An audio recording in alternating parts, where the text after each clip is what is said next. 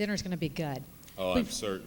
Before dinner, we want to welcome everyone to the 3rd Annual Celebration of Champions, Smith Family Foundation. And tonight we want to celebrate what is right about America, what no terrorist can ever bomb away from us. It's our spirit, our energy. We want to celebrate people who are making positive change in our community. And speaking of change, when we signed up for this, you know, we were colleagues. That is true. And now you're the top vote getter in the mayoral primary, and I'm worried I have to take notes all night.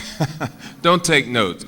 The fact of the matter is, you heard them say, former TV anchor, mayoral candidate. The bottom line is, I don't have a job. Very true. We'll keep that in mind. Keep that in mind. Well, here we are, time for our main speaker tonight. And tonight I want to say, let's hear it for the little guy. And coming from my 5-foot stature where I have to adjust the microphones, well, I've got some experience in this area. All my life I have heard some things are just out of reach. And on some level, haven't we all heard that? Some things are out of reach. The question is, do we let that stop us from trying?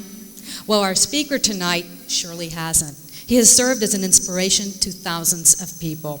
He's the 3rd child of 14 in a family of an oil refinery worker. Rudy Ruettiger grew up watching the Fighting Irish of Notre Dame, and he said, one day I want to play on that team. And people said, you know, Rudy, you're small. Why don't you dream a little smaller? Rudy didn't listen. He just worked hard. Worked so hard through high school that he was accepted to Notre Dame, his dream, and he did make the team. In a backup role, he never complained. He just kept on working hard.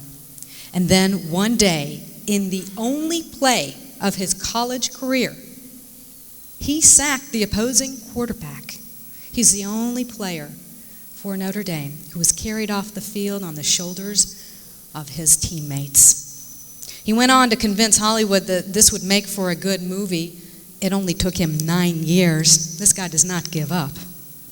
The movie became a big hit. Since then, Rudy has told his story to thousands of people as a motivational speaker as well as an author. His Rudy Foundation helps children in educational means and in mentoring. This is his message. Dream big, think, yes, I can, and make it happen. So I'd like to introduce to you Mr. Yes, I Can, Daniel Rudy Ruettiger. Please watch your screens. After high school, I'm going to play football at Notre Dame. Chasing a stupid dream causes nothing but you and everyone around you heartache. The problem with dreamers is they usually are not doers. Are you fully aware of the sacrifices you're going to have to make? It's the most beautiful campus in the world. Having dreams is what makes life tolerable. Notre Dame is for rich kids, smart kids, great athletes. It's not for us.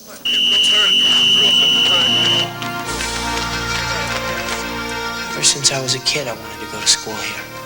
And ever since I was a kid, everybody said it couldn't be done.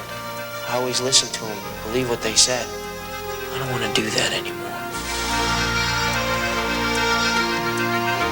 Hey, kid! Not supposed to be here. Not everyone is meant to go to college. I need your help. Why should I help? I just want to be a part of this university. You're nuts. Yeah, a lot of people have been telling me that lately. Sometimes a winner is a dreamer who just won't quit.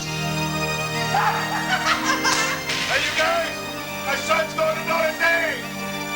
I'm here to play football for the Irish.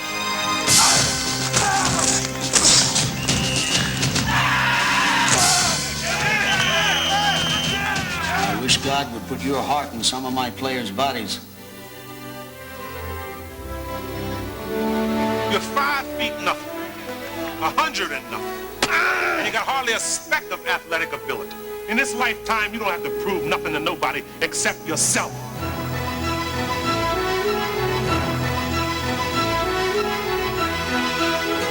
A true story from the creators of Hoosiers. You ready, champ? I'm ready for this my whole life.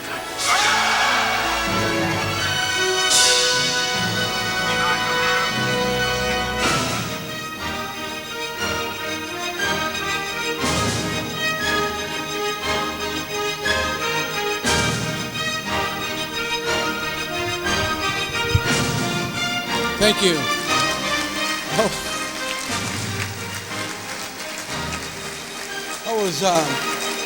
Thank you very much. I was hoping I would be tall enough for the mics, and good thing Hagi was here, right? And wonderful that you all are here tonight to honor a wonderful night.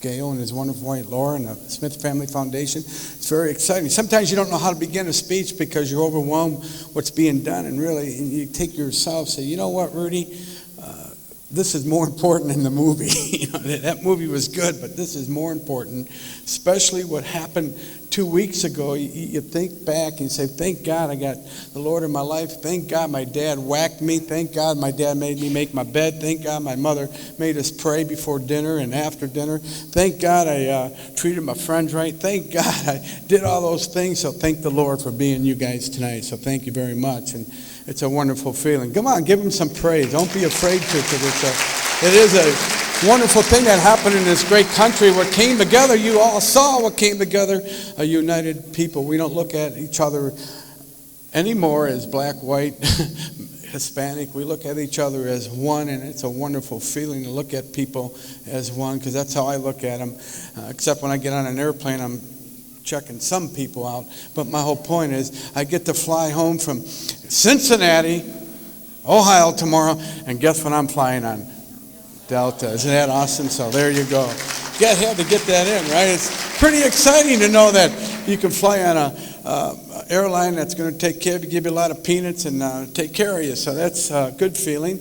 And knowing that, I thought about today as we were in the reception room tonight. I met a wonderful Hall of Famer, Anthony Munoz, if I'm saying that right, and his wonderful wife, Dina. Dee. Wow, I get all the names wrong, but heck, I met Laura Smith earlier today, and she walked up to me earlier and said, hi. I said, well, how are you? So I forget names, but the faces I never forget. And then there's Steve Heimkreiter, who was a teammate, ex-Notre Dame, and I'm standing in the middle of these two beasts. And somebody said, well, where's Rudy? Well, if they couldn't figure that out, there was an issue there. I'm standing right in the middle of these two guys. One guy's 6'6", and we got your weight right, Anthony. And then there's Steve, he's 6'3", and those guys are, I think back at Notre Dame, how lucky I was to be around great people, and now I'm the neighbor of John Robinson, Anthony's old coach at USC, and I can't wait to get home to let him know that I met you, so that's going to be quite an honor. So my travels has allowed me to meet a lot of great people, is my point. When I met the president in 1994, I was excited. I always wanted to meet a president. I don't know if you all wanted to meet one, but I did. I wanted to eat at the White House. That was my big dream. Once I accomplished the Notre Dame dream and graduated, I said, now I got to go meet a president, man. And one guy said, well, how are you going to do that? I said, I have no idea. But, it's wonderful when you make a movie.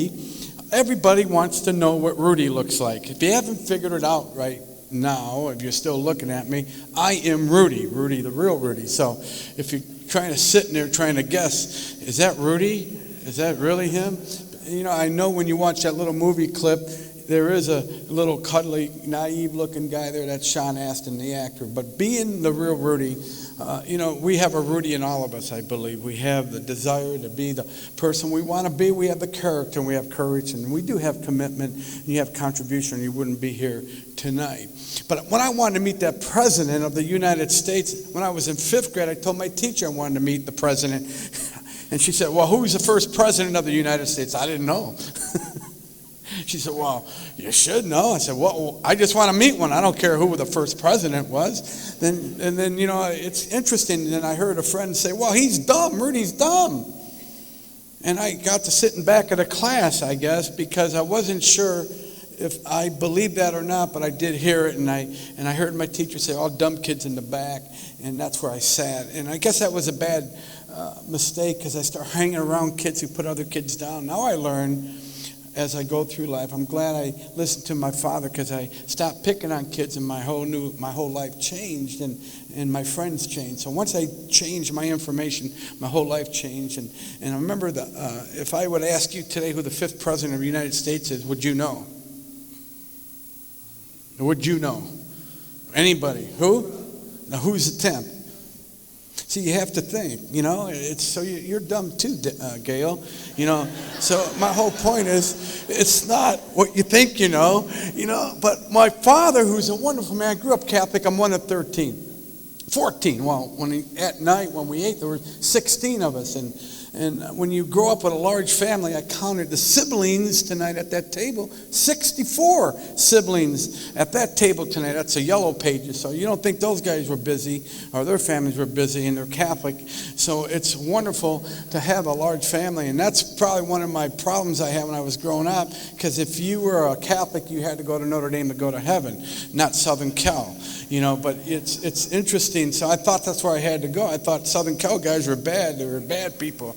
They're pretty cool people. They really are. Then I found out you don't have to go to Notre Dame to go to heaven. Just have God in your life. Isn't that cool? So you find out the hard way what you have to do, I guess. So when you look at life and you meet all these different people, and your dad says, if you turn around in church today, your ears will fall off. Well, I believed that for the longest time. And, I stood in church like this. All the boys did not turn around or talk in church. And boy, it was for the longest time. I was 26 years old when I turned around in church. So you got to know, that stuck with me for a long time. So your parents do have a big influence on you. But they do give you some goofy thoughts, right? Yeah, absolutely, especially if you're Catholic. Don't hang around that Protestant, you'll go to hell. That deal. It's kind of like, wow, Dad, why are you talking like that? Man, I hang around all kinds of great people. It's kind of like, remember I told you I want to meet a president. I had to call my dad and tell him I was going to meet a president, because I finally got the phone call to go to the White House in 1994 to have dinner, meet the president, and show the movie Rudy in the White House. Is that awesome or what? I was so excited I was afraid to call my father, because I knew how he would react. He's stubborn. He hangs around buddies that eat breakfast every morning and they gossip about the world problems, and they don't like the president because they listen to Rush Limbaugh. So I had an issue when I finally got my invitation to go, but I was going to go anyhow. I didn't care what my father thought, but I still wanted to break the news to my mom and my father, and I wanted my mother to kind of like tell my father in a nice, cool way, to tell my father that their sons are going to go meet a president. See, I said a president. You understand where I'm coming from. Your son's going to meet a president. That was kind of like my safety net there. I didn't say the name because I wasn't sure how to break it to my mother, because my mother's a wonderful woman. When you raise 14, what do you do when you wake up in the morning? You start cooking, and you change diapers, and you wash clothes, and you make lunch, and you make dinner, and you make daddy happy, and don't you misbehave when your dad comes home. You bet lunch, and you make dinner, and you make daddy happy, and don't you misbehave when your dad comes home. Your bed's better be made and the room's better be clean. You'll get whacked. She was the inspiration to do all this. She didn't have time to find out about all the world problems. Does that make sense? She was more focused on the family. And I became the best bed maker, the best underwear folder and sock folder in the world. I didn't think that would pay off till I got into the Navy either, but it did. It saved my life. So my point is, when I got that invitation, I was thinking of all the successes I had as a young boy to get to the point where I'm at. But I said a prayer. How many people believe prayer is a very powerful thing? You got to pray, man. And you just pray and you believe. But watch don't pray for the things that you need. Pray for the things that people need. There's a big difference. I got that backwards when I was praying, please, Mom, answer the phone so Dad doesn't whack me, that type of deal. So I'm praying, and prayer is very powerful because my mother answers the phone, so prayer works. And when she answers the phone, I was so excited. I said, Mom, there's 3 things you need to do for me. You need to break this news to Dad the right way, because if you tell him the wrong way, he's not going to understand. She said, oh, I can do it. I can do it. She has that I can type of attitude. I said, well, listen, I'm going to the White House to have dinner with a president. Notice I said a president, and I'm going to, show the movie. She said, oh, wow, that's cool. Wow, you're going to go to the White House? I said, that's right. She said, oh, God, this is so exciting. And my dad was right around the corner. After I told her, don't get excited yet until you understand what I said, because I know how he would react. He pulled the phone right from her hand and said, where are you going? You know that? Where are you going? Attitude? Well, he was silent. And I knew I was in trouble. And when he said, where are you going? He was silent. I says, Pop, you won't understand this, but I got to go because I always wanted to meet a president. So you're going to go whether I know you're going to go. You're just going to go. Can't stop you. I know you. He says, but do me a favor. See, he knows me. He says, you find out who runs that White House. That's not a bad deal. But I said, look, okay. So I got off the hook, kind of. I'll find out for you. Then my mother gets back on the phone, and she says, get me Barbara Bush's autograph. She didn't even know who the president was, is the point. And my father and I got two confused parents. Who cares who runs the White House? And Barbara Bush is nowhere around, and their kids are going to go meet a president confused. Can you see that? And I get on the plane, I go to Washington, D.C., and I have this one thought in mind. Now, what does this have to do with Notre Dame football? One, I wasn't a football player. I only played 27 seconds. And two, I wasn't a great football player. I only made one tackle. So you can't classify me as a football player, but you can classify me as a big dreamer, never quitter, not a guy that's never going to quit, that keeps getting these big dreams. And like I said, I dreamt about meeting the president. Now I get to go meet one, and now I have an issue. Ever been there? Someone gives you a goofy thought to ruin your moment. Well, there I was. I'm going to the East Gate. I kind of say, okay, goofy thought, go away, go away. Look where you're at. And I said to the guy, my name's Rudy Ruettiger. He got excited, the Secret Service guy, because they were waiting for me because they had to do this clearance check on me. He said, oh, man, you're the real guy. I said, yeah, wow, you're not bad looking. I said, well, thanks. But when I was sitting in that room all by myself, I start reading the pictures on the wall. George Washington was the first one I read. That was the first president of the United States. I said, wow, I'm not so dumb. I know the presidents. I know the first president, and I know the second one, Thomas Jefferson. I know all these because I could read. Does that make sense? You know what thought came to mind? Where's my teacher? She's not here. She must be the dummy. I'm in the White House. She isn't. So I'm pretty cool. So it's cool to have character is my point. My parents taught me character. Make your bed, honor your friends, respect your mother, do the right things, and you'll be all right. You end up around some big shots. Well, that's what was taught to me by my parents, and I ended up in the White House. Pretty cool, don't you think? Are you starting to get my drift now, where I'm coming from? Before you know it, there's a lady that comes in the room, and her voice says this, where's Rudy? And you are challenged. You are literally challenged with goofy thoughts, because you're going to ruin your moment by what someone has said to you and asked of you because you think it's important when it's not that important. What's important is your moment, where you're at right now, what you're doing right now. It's a wonderful moment, but some of us take it for granted. Some of us say, why am I here? Some of you saying, this is a great night.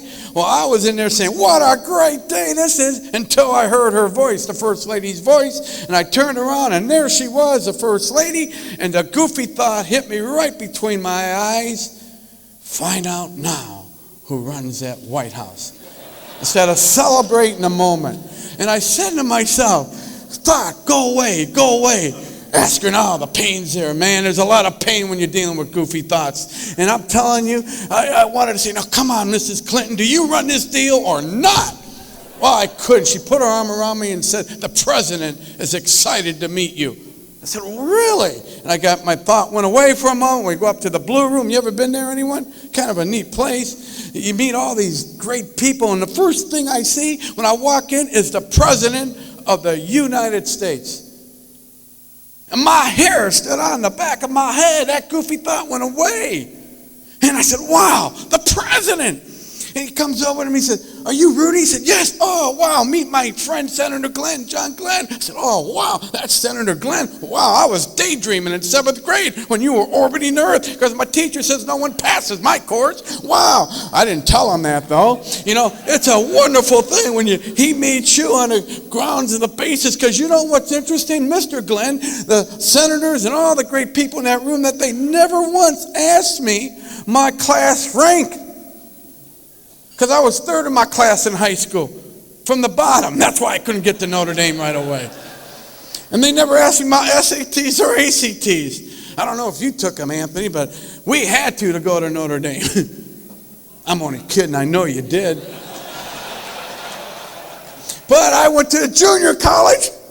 I didn't have to take them, so I was like the rest of the guys, I guess. So when you find out, when you have a big dream, you're going to find out what you have to do, what you must do, and you're going to do it because there's other ways of getting there. Does that make sense? So you don't have to be the smartest guy or the biggest guy or the best looking guy or the greatest athlete to be the most famous. Does that make sense? Just commit, not quit, make your tackle and get going with your life. And that's kind of like how I felt in that room, because they were honoring me that night because of my character and my courage and the commitment I had to my goals and the contribution I gave back to my teammates and the contribution that the movie's given to everyone to give them hope and inspiration.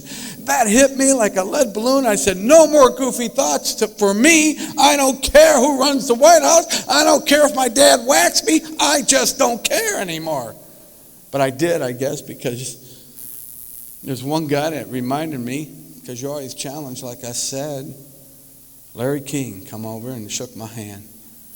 I said, this dude knows everything. Him and I are going to become the best friends tonight.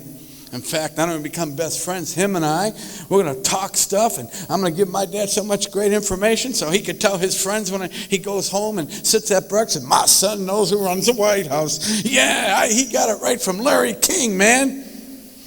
Well, I asked the social director that night of that whole thing, I said, Barbara, make sure I sit next to Mr. King in the movie when we have our movie. He says, no problem, Rudy, it's your night.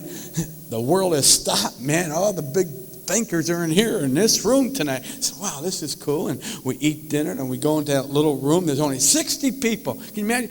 That can fit in this little theater. It's all nice seats, a surround sound. And your movie is about to be presented to all the powers of the world. And you're sitting there saying, wow, is this real?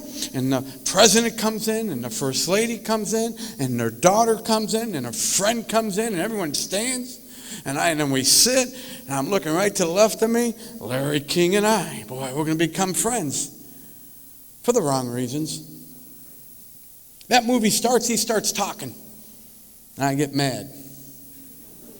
And I get angry. I have a choice, don't I? Should I hit him? Should I take his red suspenders and pull him back? No. You know what thought came to the forefront? When adversity comes, prayers come. I start praying. Not only did I pray, I prayed, I said 10 rosaries. That movie ended, but that Larry King kept talking. Can you imagine if I didn't focus on that rosary, what I would have done to that guy? But I prayed and I finished the rosary. And when the movie ended, he looked right at me, right in my eyes. He said, Rudy, I'm Jewish. And I'm a Rudy too.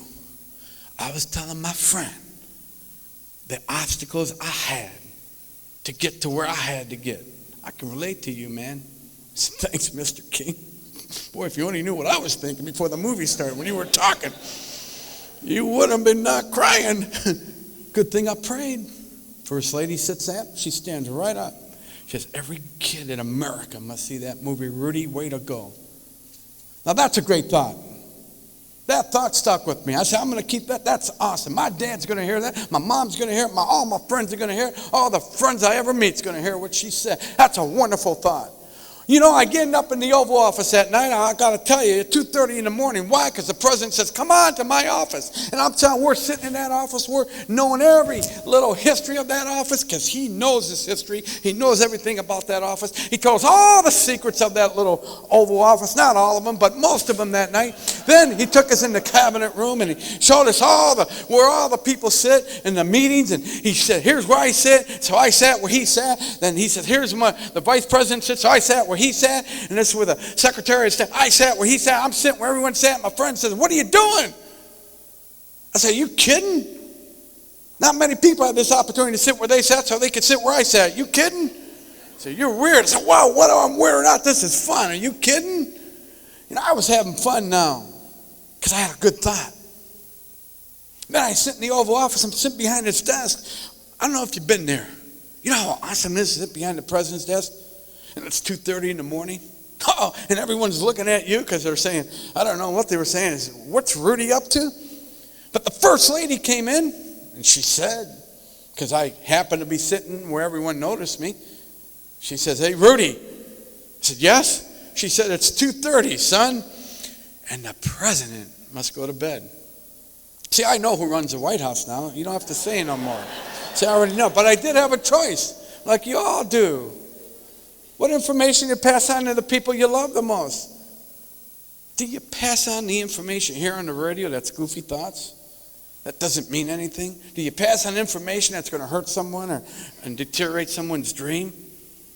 Or do you pass on good, powerful thoughts? That's what I did. I made that choice. I told my father what she said instead of what I thought I knew, what I thought he should know, what he thought he should have known, so he could tell his friends what they thought they should know. What they should really know is pray. Have God in your life. Don't put people down. Celebrate. Look at the strengths, not the weaknesses. This great country. Because of a tragedy, that's how we think now. We are united. We look at everybody. We don't look at the Democrat or a Republican. We look at someone that, hey, they don't care if you're a Republican or Democrat today. Are you for the cause? We're going to win.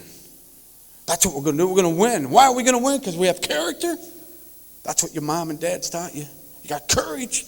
That's what your friends told you when you wanted to quit. You have courage to stand up for something you believe in, not something you didn't believe in. You believe in something, therefore you can stand for something. That's what courage is. Courage is saying no to the people who don't stand for anything. Character and courage and commitment to your goals that you have to do every day. You know what's important for you as mom and dad and families, grandmas and grandpas and teachers and whatever you are? Get up every morning and do a good thought and do a good deed. Have the courage to turn off the radio that's giving you confusing information. Read a psalm, or read a part in the Bible, read a book that tells you something good, gives you powerful thoughts. Love will come into your life and you will get rid of hate. I know you will, because hate is what's killing us now. Love will kill hate. You love. You learn to love. You learn to love people for who they are. You know, it's interesting, too, when I became a public speaker, which I don't think I am. They said I am because they pay me, so I guess I am. Who knows what I am? I'm just having fun. Someone says, hey, Rudy, what do you do for a living? I'm having fun. What do you do? Well, what kind of fun do you do? I go meet people and tell people they can do it. Wow, do they pay you a lot? I guess. I don't know. My wife collects the money. She says, we can do this now. So you keep working, I said, and you keep having fun, and great things happen. But you know, before I saw that tonight, I wanted to say something about divine intervention tonight. Why is that important?